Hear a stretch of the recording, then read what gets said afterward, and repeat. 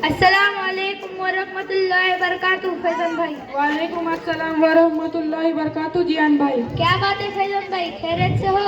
हाँ हाँ अल्हम्दुलिल्लाह, अल्लाह का शुक्र है।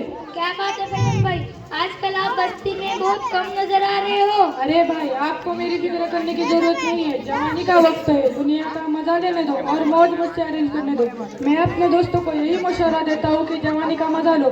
जब बूढ़े हो जाओगे तो किसी मस्जिद के कोने में बैठ के अल्लाह से माफी मांग कर अल्लाह अल्लाह करते रहना।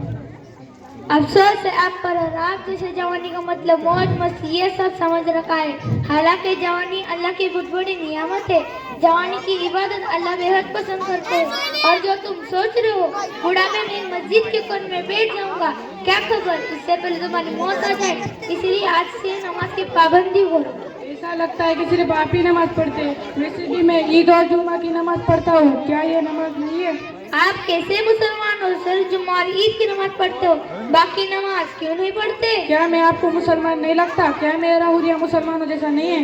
अरे मेरे भाई, मेरा पूछने का मतलब ये है कि आप मुसलमान होके भी सिर्फ जुम्मा और ईद की नमाज पढ़ते हो, जबकि अल्लाह ताला ने दिन और रात में 5 नमाज फर्ज फरमाई है।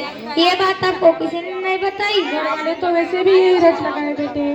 अरे मेरे भाई, आप जवानी का मतलब भूल चुके हो। मौज मस्ती नहीं, हर काम उसके वक्त करना चाहिए।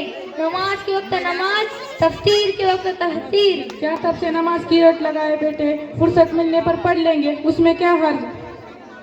अफसोस है तुम्हारे अकल और तुम्हारी सोच पर। आप इतने क्या मशहूर रहते हो कि नमाज जैसे अहम फरीजा के लिए आपके पास वक्त नहीं है।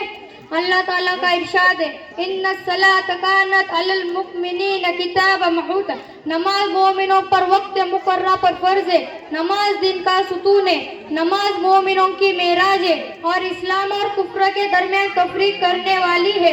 अल्लाह के रसूल सल्लल्लाहु अलैहि वसल्लम ने फरमाया, अस्सलातु मिफ्ताहुल जन्नह, नमाज जन्नत की कुंजी है। कल कयामत के रोज सबसे पहले नमाज ही का हिसाब होगा। अगर नमाज अच्छी निकल आई तो बाकी तमाम अमल अच्छे निकल आएंगे, वरना बाकी तमाम अमल हराम निकल आएंगे।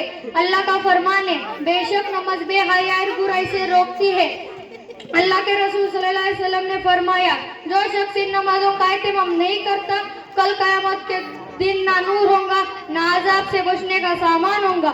और जो शख्स इन नमाजों का एहतमाम करता है, कल कयामत के लिए उसके लिए सरबदंदी और निजाम का जोमीन होगा। और जो शख्स इन नमाजों का एहतमाम नहीं करता, उसका अश्र फिरौन और कारून के साथ होगा। कब्र में सिर्फ नेक अमाल और नमाजी का सहारा बनोगे। मैं अपने कब्र में अकेला जाऊंगा, तुम थोड़ी ना मेरे साथ आओगे। उस वक्त तो देख लिया जाएगा। थोड़ी सी जिंदगी और बची है, मौज मस्ती के साथ गुजारने दो, जो होगा देख लिया जाएगा। अरे मेरे भाई, कब्र की जिंदगी इतनी भी आसान नहीं जितना कि आप सोच रहे हो। वहाँ सिर्फ अमाली का साया होगा। शुरू में हमारा भी ख्याल आप ही की जैसा था। मरने के बाद की जिंदगी मौत के बाद दिखाई जाएंगी। दुनिया की हकीकत हमारे सामने आ जाएंगी।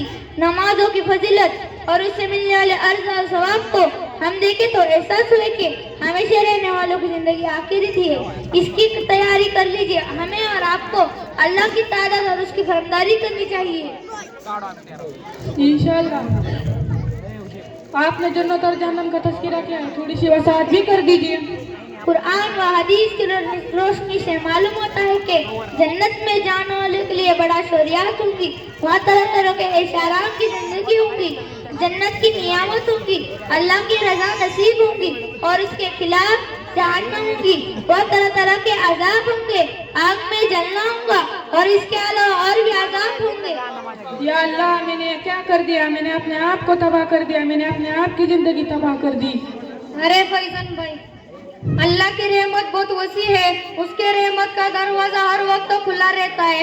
बस शर्त इस बात की है कि सच्चे दिल से तौबा व इस्तग़फ़ार होना चाहिए और नमाज की पाबंदी करनी चाहिए।